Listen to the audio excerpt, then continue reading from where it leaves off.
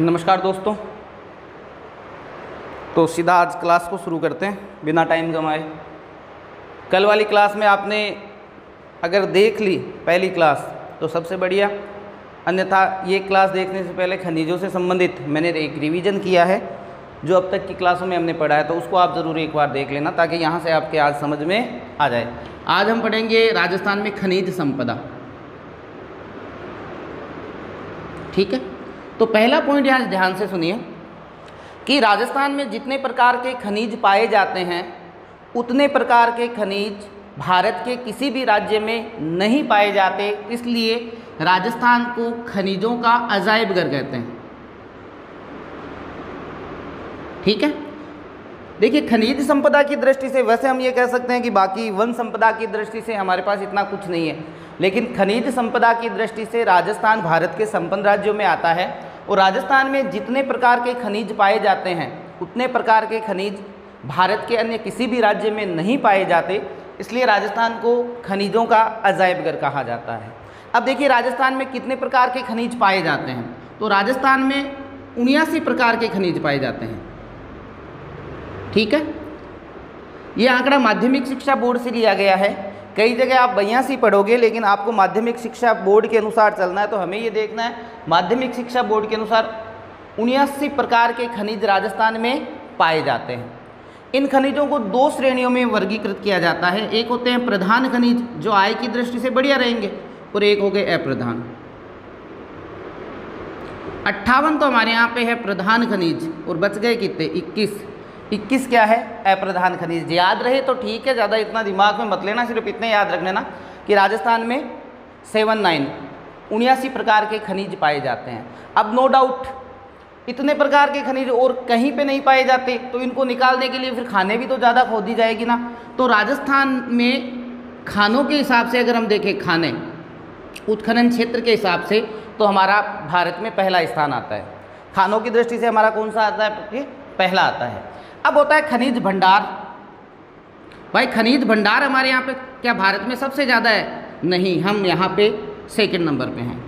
खनिज भंडारों की दृष्टि से राजस्थान का भारत में दूसरा स्थान आता है, पहला झारखंड का रहता है। एक बार का इतना याद रख लेना, खनिज भंडारों की दृष्टि से हमारा कौन सा आता है? दूसरा स्थान।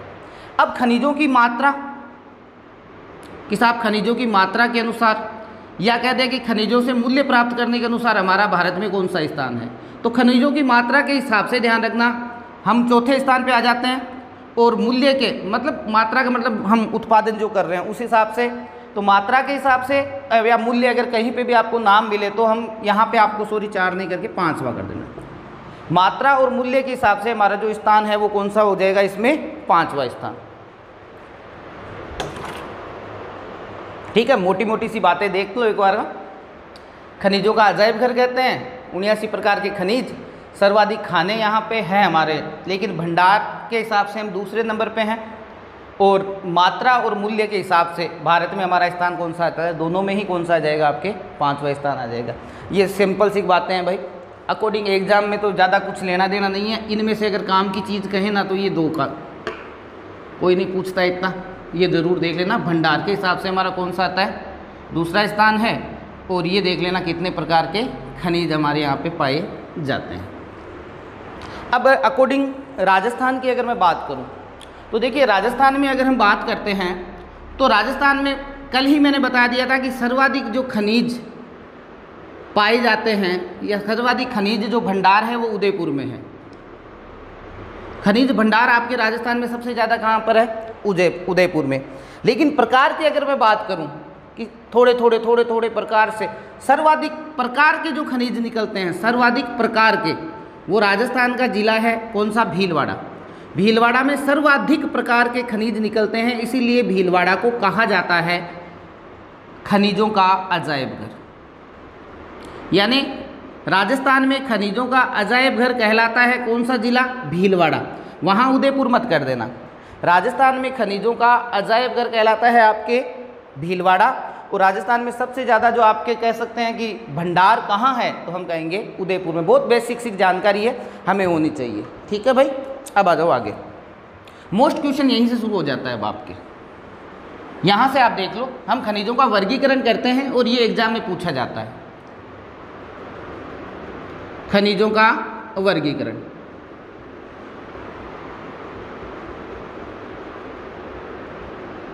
देखिए खनिजों का वर्गीकरण पिछली क्लास में हमने मोटा मोटा किया था, आज थोड़ा हम इसको डीपली पढ़ेंगे।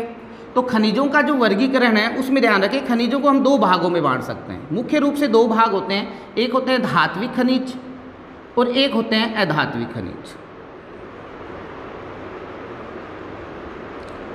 धात्विक खनिजों का मैंने बताया था आपको। धात्विक खनिज क्या होते हैं? ये चमकीले होते हैं, इनको पीटने पे फैल जाते हैं, इनके तार बनाए जा सकते हैं और ये विद्युत के सुचालक होते हैं। तो ऐसे खनिज धात्विक खनिज कहलाते हैं। धात्विक खनिजों की अगर मैं बात करूं तो आपने तार देखा होगा लोहे का, आपने तार देखा होगा सोने का, आपने तार देखा होगा चांदी का, और इसी के साथ चांदी के साथ निकलता है जस्ता, सीसा जस्ता, दोनों को साथ ले लेना, ठीक है, टंगस्टन और मैग्नीज। बस एग्जाम में कई बार पूछ लिया जाता है कि निम्न में से धात्विक खनिज है या निम्न में से अधात्विक खनिज है। सबसे बेस्ट तरीका क्या होता है आपको पता है क्या? 79 प्रकार के खनिज हैं हमारे यहाँ पे, हम सबको याद थोड़ी करेंगे। आपके राजस्थान में धात्विक खनिज इतने ही निकलते हैं, इसके अलावा भारत में और निकलते होंगे, लेकिन हम राजस्थान की बात करें, लोहा, सोना, चांदी, जस्ता, टंगस्टन, ठीक है ना, ये मुख्य रूप से आपके क्या निकलते हैं? धात्विक खनिज निकलते हैं। तो बाकी जो बच गए वो किस में आगे बताओ? अधात्विक, बस याद हो गए। धात्विक याद करो, अधात्विक खनिज को हमें याद करने की आवश्यकता ही नहीं है। धात्विक खनिज लोहा, सोना, चांदी, जस्ता, टंगस्टन, मैग्नीज, ये है राजस्थान के धात्विक खनिज। बच गए वो कौन से हैं? अधात्विक खनिज। एक क्वेश्चन कर लेता हूँ, देखिए आप उत्तर दे सकते हो क्या? निम्न में से अधात्विक खनिज है, या निम्न में से सॉरी हाँ अधात्विक खनिज। अधात्विक खनिज को आपको छांटना है। मैंने दे दिया पोटास, ठीक है, मैंने दे दिया आपके फेल्सपार, या मैंने एक नाम और दे दिया। कहने का अभिप्राय यह है कि अब अगर हम अधात्विक में छांटेंगे तो लगभग सारे ही अधात्विक में आएंगे। अधात्विक का हम आगे वर्गीकरण करेंगे वो बात अलग है, लेकिन धात्विक और अधात्विक की अगर हम तुलना करें तो ये धात्विक अगर बच गए वो सारे के सारे क्या हो गए? अधात्विक खनिज हो जाते हैं। तो सीधी सी बात है, धात्विक अधात्विक में सिर्फ आपको इतना याद करना है। अब देखिए इन धात्विक खनिजों को दो भागों में बांट लेते हैं। इन धात्विक खनिजों को कितने भागों में बांटा? दो भागों में। एक होते हैं लौह खनिज और एक होते हैं अलोह खनिज। नाम लोहा आ रहा है तो आपके ध्यान में आ ही गया होगा। लोह खनिज वह खनिज होंगे जिसमें क्या होगा? चुंबकीय गुण पाया जाएगा, मतलब चुंबक पे वो चिपक जाएंगे, वो सारे के सारे हो गए लोह। और जो न चिपके इनमें से वो हो जाएंगे अलोह। आपने देखा होगा लोहा चिपक जाता है तो लोह अयस्क, ये लोह खनिज में आता है, इसका पूरा नाम हम लिखते हैं लोह अयस्क, ठीक है। ये नहीं है, ये नहीं है, ये नहीं है, ये नहीं है, बच गया कौन? मैग्नीज। बस ये राजस्थान में पाए जाने वाले दो लोह खनिज हैं। ये धात्विक खनिजों को भाई दो भागों में बांटते हैं आगे, एक लोह कह देते हैं, एक अलोह कह देते हैं। आज तक तो एग्जाम में क्वेश्चन आया नहीं है, लेकिन क्या है, पढ़ाना पड़ता है, मजबूरी है, इसलिए आपको लोह अलोह में और ले जा रहा हूँ। याद रहे तो ठीक है, नहीं ज़्यादा टेंशन लेने की आवश्यकता नहीं है। बाकी इजी वे में है। लोह खनिज में चुंबकीय तत्व पाया जाएगा, एक लोहा होगा और एक मैग्नीज होगा। अब बच गए ये सारे के सारे क्या हो गए? अलोह, अलोह। तो ध्यान रखें, लोह खनिज की दृष्टि से हमारा भारत में चौथा स्थान और अलोह खनिज की दृष्टि से हमारा भारत में प्रथम स्थान है। ये आप जरूर देख ले भाई। लोह खनिज हमारे यहाँ पे कम है तो सीधी सी बात है, हमारा स्थान भी नीचे ही रहेगा। और अलोह खनिज हमारे यहाँ पे ज़्यादा है तो हम सीधा सा कह सकते हैं कि अलोह खनिज में हमारा कौन सा स्थान है? भारत में प्रथम स्थान है। लोह खनिज में हमारा चौथा स्थान है। भंडार में हमारा दूसरा है। मात्रा और मूल्य की बात करें तो हमारा पांचवा। मात्रा दे दे या मूल्य दे दे, वापस देख लेना। भंडारण में हमारा दूसरा, भंडारण के अलावा दे देंगे खनिजों में मात्रा और मूल्य के आधार पर भारत में स्थान आप कहोगे पांचवा। आपसे पूछे लोह खनिज, हमारे यहाँ पे लोह खनिज बहुत कम है, हम कहेंगे हम चौथे स्थान पे हैं साहब। आपसे कहे अलोह खनिज बहुत ज़्यादा पड़े हैं, भंडार भरे हैं, तो हम कहेंगे भाई अलोह खनिज में हम किस में? प्रथम में। तो ये तो हो गया भंडारण, एक जगह लिख लेना इनको।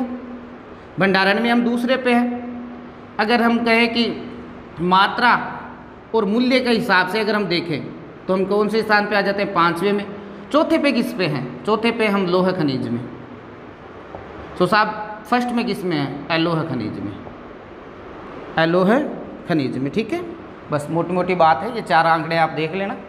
इनमें से एग्जाम में आज तक मैं पूछूं, बताए आज तक एग्जाम में ये एक बार क्वेश्चन आया, सिर्फ एक बार आया ये, बाकी इनके कोई अभी तक पूछा नहीं गया है, लेकिन थोड़ा ध्यान में रहना भी हमारे ज़रूरी है। तो ये धात्विक खनिज हो गए। धात्विक खनिजों के अलावा जो बच गए बताओ किस में ले जाओगे आप? अधात्विक खनिज में। ठीक है, तो अधात्विक खनिजों को अब हम आगे वर्गीकरण करते हैं। ठीक है, इसको आप एक बार नोट कर लेना, मोटा मोटा यही है और कुछ नहीं है। अलोह और लोहे वाला भी देख लेना। अब देखो, अब इस अधात्विक जो खनिज है उसको हम 3-4 भागों में बांटेंगे। सबसे पहला जो इसी का भाग है देखना, अधात्विक खनिज में एक भाग आ जाता है उर्वरक खनिज। मैंने देखा है एग्जामों में कि यहाँ से खनिज से संबंधित एक सीधा क्वेश्चन उठ जाता है जिसमें आपके 4 खनिज दिए होते हैं और आपको कहते हैं कि निम्न में से उर्वरक खनिज है। हमेशा देखना रॉक फास्फेट मिल जाएगा, रॉक फास्फेट सबसे फेमस रॉक फास्फेट है, ये एक उर्वरक खनिज है। इसके अलावा उर्वरक खनिज कौन सा है? पाइराइट्स।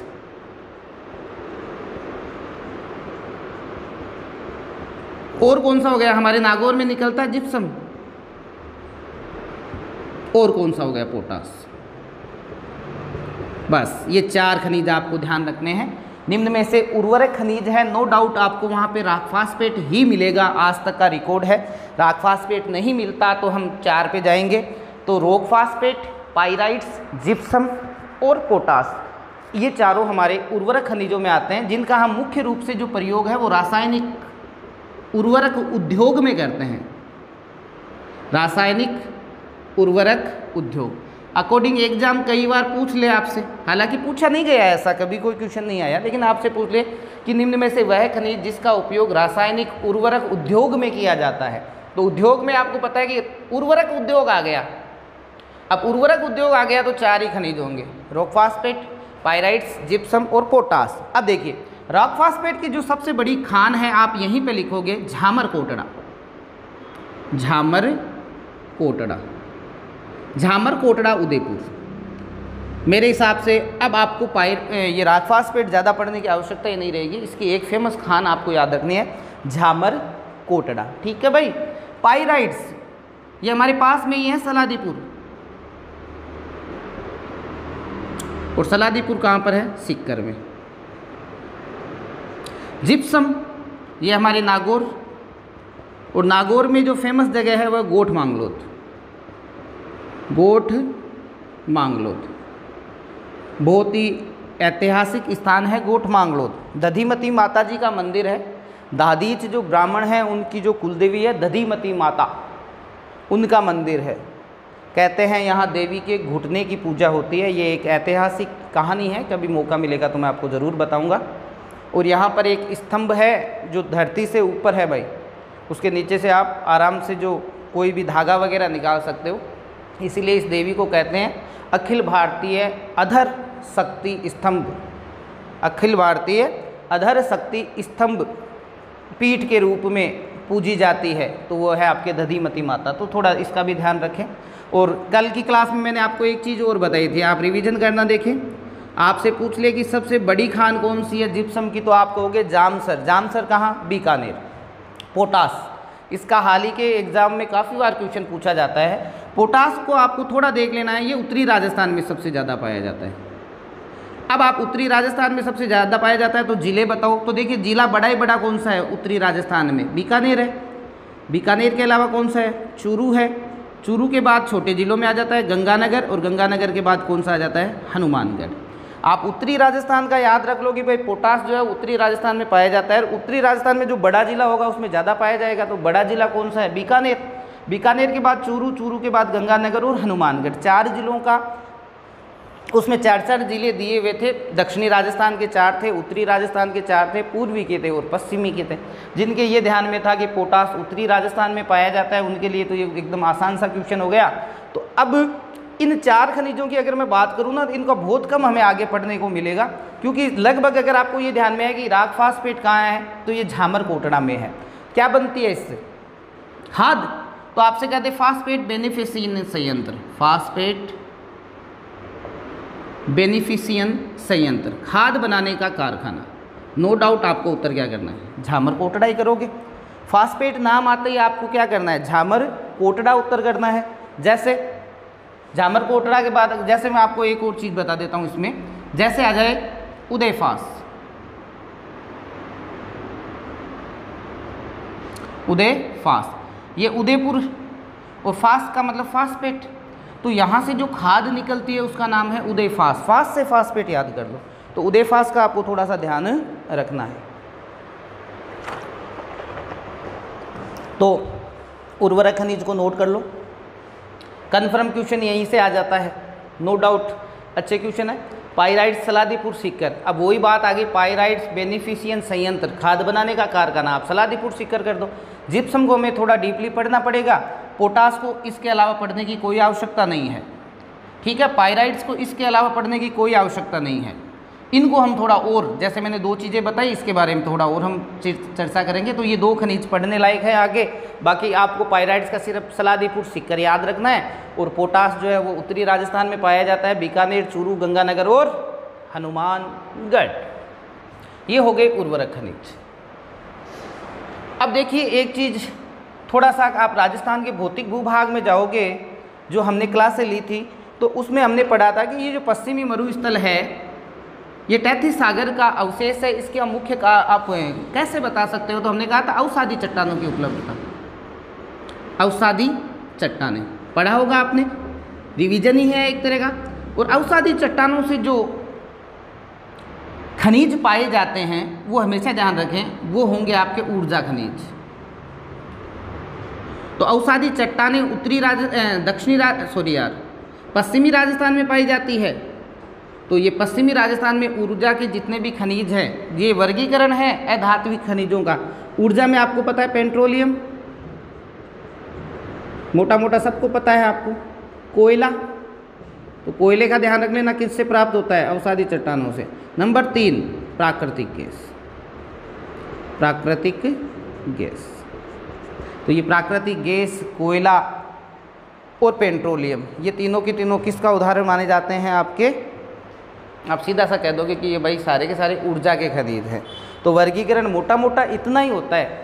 अब आप फालतू का आप वर्गीकरण करते रहो, कीमती पत्थर वगैरह, उनसे कुछ लेना देना एक बार का नहीं होता है, सिर्फ यही वर्गीकरण है मोटा मोटा। तो हमने पढ़ा वर्गीकरण में कि एक तो धात्विक और एक अधात्विक। अधात्विक में हमने क्या पढ़ा? उर्वरक खनिज। आप उर्वरक खनिज याद कर लो, फिर आपको वर्गीकरण याद करने की आवश्यकता नहीं रहेगी भाई, ठीक है। अब एक प्रकार और होता है वो आणविक खनिज। आणविक खनिज यूरेनियम या बेरेनियम, इसके बारे में मैंने काफ़ी बार बता दिया आपको। ये दक्षिणी राजस्थान में पाई जाती है, बांसवाड़ा और डूंगरपुर। यूरेनियम के भंडार दक्षिणी राजस्थान में, उनको आणविक खनिज कहते हैं। अकॉर्डिंग एग्जाम ऐसा कुछ नहीं है कि आणविक खनिज कौन सा है या ऊर्जा खनिज कौन सा है, ये नहीं होता। सिर्फ एग्जाम में या तो पूछेंगे धात्विक, अधात्विक, या सीधा सा पूछेंगे निम्न में से उर्वरक खनिज है। वर्गीकरण 3 याद करने हैं आपको। धात्विक के 5-7 खनिज याद किए, अधात्विक का एक भी खनिज याद मत करो, वो सारे बच गए, वो सारे अधात्विक में है। फिर एक उर्वरक खनिज आप 4 याद कर लो, तो आपके तो बिल्कुल आसानी होगी ये, तो है ना। धात्विक के याद कर लो 5-6, अधात्विक का एक भी मत करो, एक भी याद करने की जरूरत नहीं है कि कौन सा अधात्विक है। अब आपको क्या है, उसमें सिर्फ अधात्विक में एक पॉइंट जो एग्जाम में आता है, उर्वरक खनिज, राग फास्फेट, पाइराइट्स, एक बोलो जिप्सम, और एक कौन सा रह गया? पोटास। पोटास कहाँ पाया जाता है? उत्तरी राजस्थान। जिले बोलो? बीकानेर, चूरू, गंगानगर और हनुमानगढ़।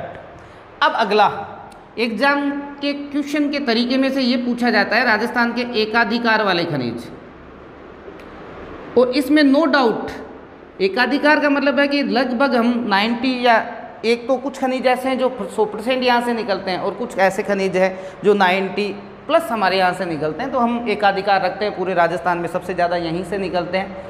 एग्जाम में पूछा जाता है निम्न में से एकाधिकार वाला खनिज है। 4 खनिज अगर आपको मिलते हैं, कितने? 4। आप एक खनिज का ध्यान रखना, नंबर 1 वोलेस्टोनाइट। वोलेस्टोनाइट जो है वो 100% हमारी यहीं से निकलता है। कितना? 100% है। और ये निकलता आपको पता ही है। वालर ले लो, वालर कहाँ है? सिरोही। वालर नृत्य बताया होगा आपको। वोलेस्टोनाइट को वालर पढ़ो और वालर आप कहाँ चले जाओगे? सिरोही चले जाओगे। नंबर 2 जो 100% निकलते हैं उनके बारे में चर्चा करेंगे, बाकी एक बार का छोड़ेंगे अपन। जास्पर। जास्पर ये 100% लिखता है। देखो जैसे जास्पर जैसे जोधपुर। ये एक ऐसा खनिज है जो मैंने अभी तक की क्लासों में जो पिछला आपको भौतिक भूभाग पढ़ाए हैं या नदियाँ पढ़ाई हैं वहाँ पे ये नाम नहीं आया कि जास्पर खनिज का।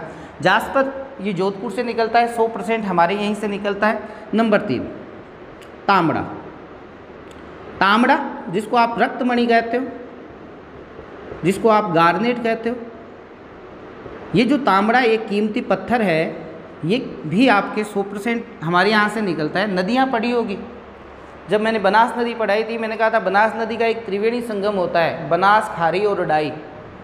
बनास, खारी और डाई ये तीनों ही राजमहल में मिलती है। और राजमहल कहाँ है? टोंक में। वहीं पे मैंने बता दिया था कि राजमहल जो है वो 2 क्वेश्चन बनाता है। कौन से 2 क्वेश्चन बनाता है? एक तो बनास नदी, एक खारी नदी और एक डाई नदी। ये तीनों ही नदियाँ राजमहल में मिलकर त्रिवेणी संगम बनाती है। राजमहल कहाँ पर? टोंक। नदियों में मैंने बता दिया था भाई, राजमहल का एक क्वेश्चन आपके खनिज में और बनेगा। और खनिज में क्या मिलेगा कि तांबड़ा, रक्तमणि या जिसे आप गार्नेट कहते हो, इसकी सबसे बड़ी जो खान है वो राजमहल टोंक। राजमहल टोंक में।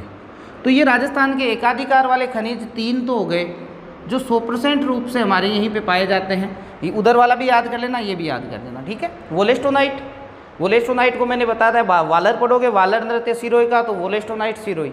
जास्पर जैसे जोधपुर, या आराम से याद हो जाएगा। ये तांबड़ा, रक्तमणि और गार्नेट जिसको कहते हो, इसकी सबसे बड़ी जो खान है वो राजमहल टोंक में है। और ये राजमहल टोंक वही है जो हमने नदियों में पढ़ा था कि बनास, खारी और डाई का त्रिवेणी संगम यहाँ पर होता है। तो इन तीनों को ही आप मोस्ट करके मान के चलें, 100% में इन्हीं का पूछा जाएगा। एक खनिज में तीनों के नाम नहीं आएंगे, ये भी आप ध्यान रखें। मिटा दूं? इसके आगे भी पढ़ेंगे, ये 100% वाले हैं। तब कुछ 97, कोई 96, कोई 98, ऐसे कुछ 5-4 खनिज और पढ़ने हैं। तो तीनों को देख लो, अच्छी तरह से लिख लो। अब चौथा खनिज, चौथा खनिज जिस पे हम एकाधिकार रखते हैं, राग फास्फेट। 97% तक राग फास्फेट हमारे यहाँ से निकलता है। ये परसेंटेज में मत जाना, मैं बोल दूंगा, फालतू का कचरा याद नहीं करोगे। राग फास्फेट भी हम एकाधिकार वाले खनिज में रखते हैं। बताओ राग फास्फेट की सबसे बड़ी खान कौन सी है? अभी बताई थी थोड़ी देर पहले, झामर कोटड़ा। लिखना, वापस लिखना इसको, ये भी ध्यान रखना। ऐसे नहीं है सर एक बार लिख ली, नहीं, झामर कोटड़ा। झामर कोटड़ा कहाँ? उदयपुर। ये उर्वरक खनिज है, एकाधिकार वाला खनिज है। फास्फेट बेनिफिशियंट संयंत्र झामर कोटड़ा होगा। यहाँ से जो खाद निकल रही है उसका नाम है उदयफास। उदयफास जो होगी वो भी कहाँ पे होगी? झामर कोटड़ा पे, ठीक है भाई। अब आगे ले लेते हैं। अगला खनिज मोस्ट है भाई, संगमरमर। संगमरमर का मैंने आपको अवसादी चट्टानों के समय बता दिया था कि जो आपके ग्रेनाइट काला होता है ना, तो ये काला आग से हो जाता है, तो आग्नेय चट्टानों से प्राप्त होता है। और जिसको देखकर काया प्रसन्न हो जाती है वो होता है संगमरमर, है ना। तो संगमरमर कायांतरित चट्टानों से प्राप्त होता है, एग्जाम में पूछा जाता है। हम पढ़ेंगे, इनको लिखेंगे, लेकिन आप एक बार का रिवीजन करते रहें साथ साथ में। तो ये कायांतरित चट्टानों से प्राप्त होने वाला जो संगमरमर है वो हमारा एकाधिकार वाला खनिज है। लगभग 95% के आसपास, 95 से 96% तक संगमरमर सबसे ज़्यादा राजसमंद। संगमरमर सबसे ज़्यादा कहाँ पे निकलता है? आपके राजसमंद में। यहाँ तक क्लियर? अब लो खनिज नंबर 6। संगमरमर का ध्यान रखना, कायांतरित चट्टानों से प्राप्त होता है, ठीक है। 6 पर ले लो जिप्सम।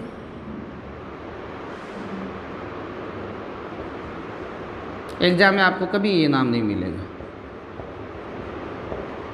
ये मिलेगा कि निम्न में से एकाधिकार वाले खनिज हैं।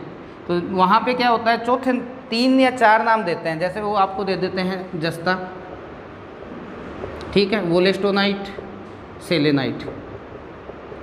अब कईयों के क्या है कि ये नाम पहली बार पढ़ा होता है कि यार ये सेलेनाइट तो हमारे यहाँ से निकलता ही नहीं है, जबकि सेलेनाइट जो है वो आपके जिप्सम का ही एक भाग है, उसी को कहते हैं जिप्सम कोई। तो हम क्या करते हैं, ये अंग्रेज़ों वाला नाम छोड़ के हम नीचे जो हिंदी वाले नाम जो हमारे पढ़े होते हैं हम वहाँ जा पहुँचने की कोशिश ज़्यादा करते हैं। तो इसलिए जो मेरे से अभी जो पढ़ रहे हैं वो ध्यान रखना, सेलेनाइट इसी को कहते हैं। इसमें हमारा एकाधिकार है। आपको एग्जाम में जहाँ 3 खनिज मिलेंगे वहाँ एक आखिरी नाम सेलेनाइट मिलेगा, वो आपको कंफ्यूज करता रहेगा। फिर क्या है कि वो अगला कहेगा जस्ता, वोलेस्टोनाइट, तांबा। तो यार आपको तांबा तो पढ़ा हुआ है, सेलेनाइट तो कभी हमने पढ़ा ही नहीं, तो आप तांबे वाले को टिक करने की ज़्यादा कोशिश करोगे। तांबे में हमारा दूसरा स्थान है, ठीक है। एकाधिकार वाला खनिज हमारा वो है नहीं, इसलिए ध्यान रखें जस्ता, वोलेस्टोनाइट या सेलेनाइट अगर कहीं पे नाम मिले आपको सेलेनाइट से ही करना है। मैं तो इतना कहता हूँ कि जिप्सम से ज़्यादा मोस्ट नाम सेलेनाइट है, तो जिप्सम में भी हमारा एकाधिकार है, इसको आप सेलेनाइट कहते हो। अभी थोड़ी देर पहले मैंने इसकी सबसे बड़ा बताया था उत्पादन, तो नागौर में होता है। नागौर की माताजी वाली खान गोठ मांगलोद, और सबसे बड़ी इसकी जो खान है वो है जामसर। जामसर जो है वो इसकी सबसे बड़ी खान है, ठीक है भाई। इसके अलावा देखो टंगस्टन, अगला 7वां जो है वो टंगस्टन, याद रखो आप। टंगस्टन का अभी हाल ही में क्वेश्चन आया था, आपको पता है। जस्ता भी है, ठीक है, आप अगले नंबर पे ले लो जस्ता, 8, ये 8 ध्यान में रख लो आप। टंगस्टन का क्या क्वेश्चन आया था, ये दोनों ही ऑप्शन में थे कि राजस्थान में वह पाया जाने वाला वह खनिज जिसे वुल्फेमाइट कहा जाता है।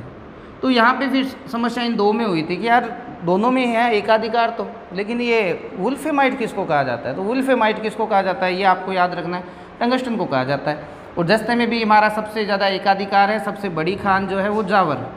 और जावर कहाँ पर है, आपके उदयपुर में। जावर की जो खान है वो कहाँ पर है, उदयपुर में। तो ये हमने पढ़े हैं राजस्थान में एकाधिकार वाले खनिज। एकाधिकार खनिज से क्वेश्चन आता है, मैं कहता हूँ हाँ साहब बिल्कुल आता है, आया हुआ है। जिसमें पहला क्वेश्चन क्या पूछते हैं कि निम्न में से एकाधिकार वाला खनिज है, 4 खनिज देना। तो कभी भी आपको चिंता करने की आवश्यकता नहीं है। हो सकता है उसमें आपके संगमरमर दे दे, है ना, वोलेस्टोनाइट दे दे, संगमरमर दे दे, आपको जस्ता दे दे, हालांकि देने की संभावनाएं कम ही रहेगी। लेकिन सीधी सी बात है, एकाधिकार वाला जो खनिज है, एकाधिकार वाला जो खनिज है वो वोलेस्टोनाइट ही माना जाएगा। वो कौन सा माना जाएगा, आपके वोलेस्टोनाइट। फिर आपके पूछते हैं कि निम्न में से एकाधिकार वाला खनिज है, फिर आपको 4 या 3 खनिजों की श्रृंखला देंगे। 3 खनिजों की श्रृंखला अगर कहीं पे भी आपको मिले तब आपको ध्यान रखना है सेलेनाइट, जिसको आप जिप्सम कहते हो, ये 4थे नंबर पे या 3रे नंबर पे नाम मिलता है। और वहाँ पे बच्चे कंफ्यूज होते हैं कि यार हमने ये कभी खनिज पढ़ा ही नहीं, आपके गाइडों में इसका नाम ये मिलेगा भी नहीं, ठीक है। तो सेलेनाइट भी जिप्सम का ही है एक भाग, तो सेलेनाइट में भी हमारा एकाधिकार ही माना जाएगा। तो 2 प्रकार के क्वेश्चन आ गए इसमें से, और 2 प्रकार में से एक तो सीधा वोलेस्टोनाइट छांटना है 4 खनिजों में से, और अगर 4 खनिजों को या 3 खनिजों का जोड़ा आ जाता है तो 4थे नंबर पे आपको सेलेनाइट देखना है। या बीच में सेलेनाइट आ जाए तो आप सोचना मत कि भाई ये सेलेनाइट क्या है, सेलेनाइट जिप्सम का ही एक भाग है, ठीक है। तो इस प्रकार से खनिजों का हमने वर्गीकरण किया। धात्विक होते हैं, अधात्विक होते हैं और रासायनिक। 3 रासायनिक कह रहे उर्वरक खनिज, बस उसका 3 का ही ध्यान रखो। ये आणविक है, ये ऊर्जा खनिज है, ये कोई फालतू का कचरा है, छोड़ो उसको, इतना याद रहना हमारा ज़रूरी है। 7-9 प्रकार के खनिज हमारे यहाँ पे पाए जाते हैं। कितने प्रकार के पाए जाते हैं आपके, 7-9 प्रकार के। ये थोड़ा देखना भाई एक बार,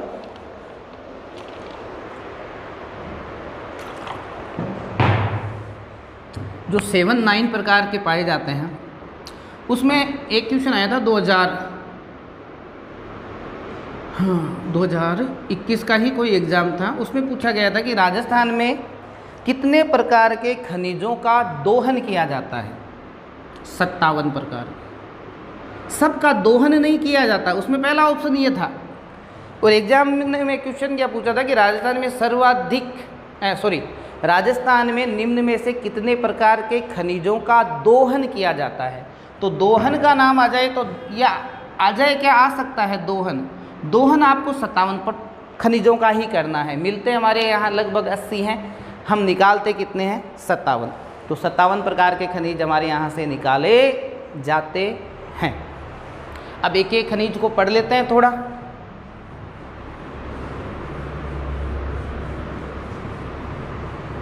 तो एक एक खनिज की अगर बात करें तो मैं सबसे पहले मोस्ट से शुरू करूंगा, आपके खनिज जिनके क्वेश्चन ज़्यादा आते हैं।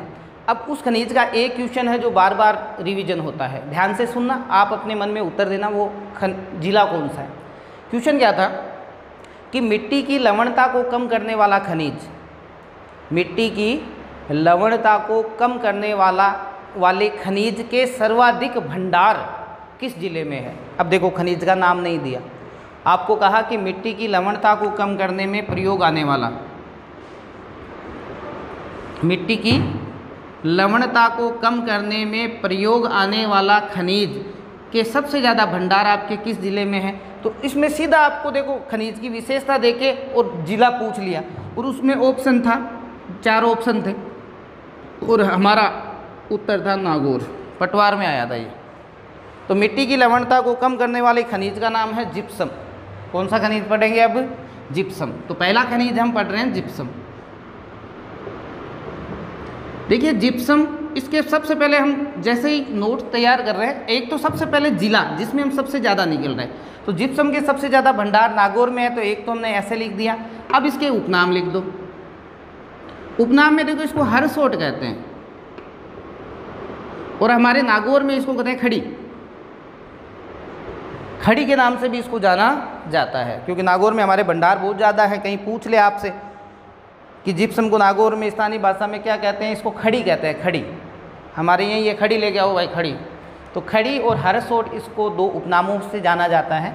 जिप्सम के सबसे ज़्यादा जो भंडार हैं वो नागौर में है। तो नागौर में कौन कौन सी जगह है, तो आप कहोगे कोट मांगलो। एक याद रख लो, बहुत बढ़िया है, मैं तो फालतू का एक और लिखवा देता हूँ, ये लो भैदवासी, वो एक नाम याद रखो आप। ये नागौर में इसकी 2 फेमस खाने हैं, गोट मांगलो तो बदवासी। एग्जाम में क्या पूछा जाएगा ये, क्लियर। फिर चले जाओ बीकानेर। बीकानेर में है एक तो जामसर, एक है बिसरासर। ये बीकानेर की 2 फेमस खाने हैं। और राजस्थान में जिप्सम की सबसे बड़ी खान, ये वीडियो के एग्जाम में आया था, 4-5 बार बता चुका हूँ, ये जामसर सबसे बड़ी खान है। तो 4 खनिज जहाँ मिलाने आए वहाँ हो सकता है इन 2 के साथ आपको जिप्सम को मिलान करना है, ठीक है। जिप्सम का एक नाम तो आप भूल ही गए रहे, सेलेनाइट। जो काम की चीज़ है वो तो लिखी नहीं, ये लो सेलेनाइट मोस्ट करके लिख लेना। एक है मोहनगढ़। मोहनगढ़ है, ये जैसलमेर की जगह है, ज़्यादा कुछ ऐसा लेना देना कुछ नहीं है। मोहनगढ़ वाले एरिया में भी पाया जाता है जिप्सम। मोहनगढ़ का एक क्वेश्चन और बनता है, वो ज़्यादा मोस्ट है। राजस्थान का प्रथम चारा बैंक, राजस्थान का पहला जो चारा बैंक है वो मोहनगढ़ में बनाया गया था। राजस्थान का पहला जो चारा बैंक है वो कहाँ बनाया गया था, आपके मोहनगढ़ में। तो ये हो गया आपके जिप्सम। जिप्सम की देखिए क्या विशेषताएं पूछी जाती है। नंबर 1, मिट्टी की लवणता को कम करता है, ये एग्जाम में पूछा जाता है। मिट्टी की लवणता को कम करने में प्रयोग आने वाला खनिज कौन सा है, तो आप कहोगे मिट्टी की जो लवणता है उसको कम करता है कौन सा, जिप्सम, ठीक है। आपको पता है मिट्टी की लवणता देन भी जिप्सम की होती है, इसके बारे में मैं अभी थोड़ा आपको बताऊंगा। और कहाँ काम आता है, ये हमारे चिकित्सा के क्षेत्र में काम आता है। कभी भी हाथ वो तो टूट जाता है ना, हमारे ऊपर हाथ टूट जाता है तो ऊपर हम कहते हैं प्लास्टर किया हुआ है, वो प्लास्टर जो है वो किसका होता है, जिप्सम का होता है। और कहाँ काम आता है, ये मकान वकान POP, हम उल्टी छतें बनाते हैं ना, ये प्लास्टर ऑफ पेरिस, POP जिसको आप कहते हो। POP कराएंगे साफ सुंदर छत होनी चाहिए, डिजाइनदार। वो डिज़ाइन हमारे नागौर की देन होती है, जिप्सम का प्रयोग करते हैं। तो जिप्सम का प्रयोग मिट्टी की लवणता को कम करने में किया जाता है। जिप्सम का प्रयोग हमारे और किस में किया जाता है, चिकित्सा के क्षेत्र में, और POP में भी इसका प्रयोग किया जाता है। एग्जाम में अगर पूछा जा सकता है तो इसकी सबसे बड़ी खान पूछी जा सकती है। एग्जाम में अगर पूछा जा सकता है तो इसका सबसे ज़्यादा उत्पादन किस जिले से होता है, और जगह है गोट मांगलो, और सबसे बड़ी खान जामसर, और इसका एक उपयोग पूछा जाता है मिट्टी की लवणता को कम करने में, ठीक है। आज एक खनिज पढ़ लिया, काफ़ी खनिज हम पहले पढ़ चुके हैं। तो अगली जो क्लासें हैं वो उसमें ज़्यादा टाइम नहीं लगेगा, हमें सिर्फ रिवीजन करना है मोटा मोटा। जैसे रागफास्फेट है, लोग लगभग हमने पढ़ ही ली, उसके बारे में 1-2 जगह और है वो हम थोड़ा सा पढ़ लेंगे उसके बारे में। सीसा जस्ता आपके ध्यान में आ गया होगा, तांबा आपके ध्यान में आ गया होगा, लोहा आपके ध्यान में आ गया होगा। कल की क्लास अगर आपने देखी है तो अगली जो क्लास आज हमारी आगे की जो होने वाली है, आप देखोगे उसमें सब कुछ रिवीजन ही होने वाला है। तो आप जो आप कहते हो कि सबसे हार्ड टॉपिक है खनिज का, और आप देखोगे कि जैसे ही हमारी क्लासें पूरी होती है खनिज आप पढ़ाने लायक हो जाओगे, आपके सामने खनिज इतनी बड़ी समस्या पैदा नहीं करेगा। धन्यवाद। जय हिंद, जय भारत।